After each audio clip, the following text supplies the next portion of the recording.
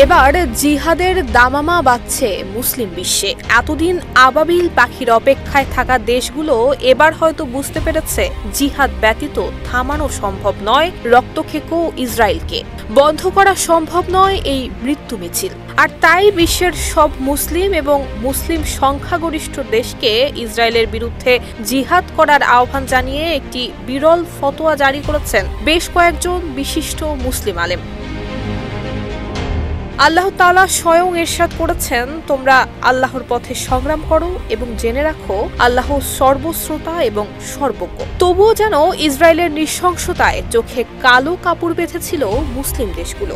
বিশ্বের ৫৭টি মুসলিম রাষ্ট্র অসহায় হয়ে পড়েছিল ইসরায়েলের কাছে। ফলাফল, নির্যাতনের মুখে বিলীন হওয়ার পথে ফিলিস্তিনের মুসলিমদের অস্তিত্ব।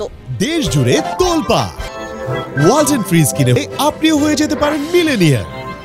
তবে এবার বোধহয় ঘুম ভেঙেছে মুসলিম বিশ্বের। সম্প্রতি সমস্ত মুসলিম দেশকে তাদের ম্যান্ডেট অনুসারে ফিলিস্তিনে চলমান গণহত্যা এবং ব্যাপক ধ্বংসযজ্ঞ বন্ধে অবিলম্বে সামরিক, অর্থনৈতিক এবং রাজনৈতিকভাবে হস্তক্ষেপ করার আহ্বান জানান মিশরীয় ইসলামী পণ্ডিত ইউসুফ আল কারাদভির নেতৃত্বাধীন ইসলামী সংগঠন ইন্টারন্যাশনাল ইউনিয়ন অব মুসলিম স্কলার্সের মহাসচিব এবং প্রভাবশালী কুর্দি সুন্নি ইসলাম পণ্ডিত শেখ আলী আল কারাদাঘি।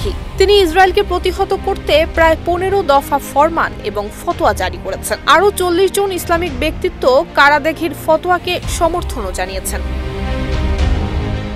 যেসব মুসলিম দেশের সঙ্গে ইসরায়েলের শান্তি চুক্তি রয়েছে সেগুলো পুনর্বিবেচনা কিংবা পর্যালোচনা করার কথা বলেছেন মুসলিম নেতারা। একই সঙ্গে মার্কিন প্রেসিডেন্ট ডোনাল্ড ট্রাম্পকে তার নির্বাচনী প্রতিশ্রুতি অনুযায়ী আগ্রাসন নির্মূল এবং শান্তি প্রতিষ্ঠায় মার্কিন মুসলিমদের চাপ সৃষ্টির আহ্বান জানান তারা। গত জানুয়ারিতে ক্ষমতায় আসার আগে নির্বাচনী প্রচারণা বন্ধের সময় বারবার যুদ্ধ বন্ধ করার প্রতিশ্রুতি এবং অস্থায়ী যুদ্ধবিরতি ঘোষণার কথা বললেও ফিলিস্তিনের বিরুদ্ধে ফের যুদ্ধ শুরু করতে ইসরায়েলকে ইন্ধন দিয়েছেন মার্কিন প্রেসিডেন্ট ডোনাল্ড ট্রাম্প।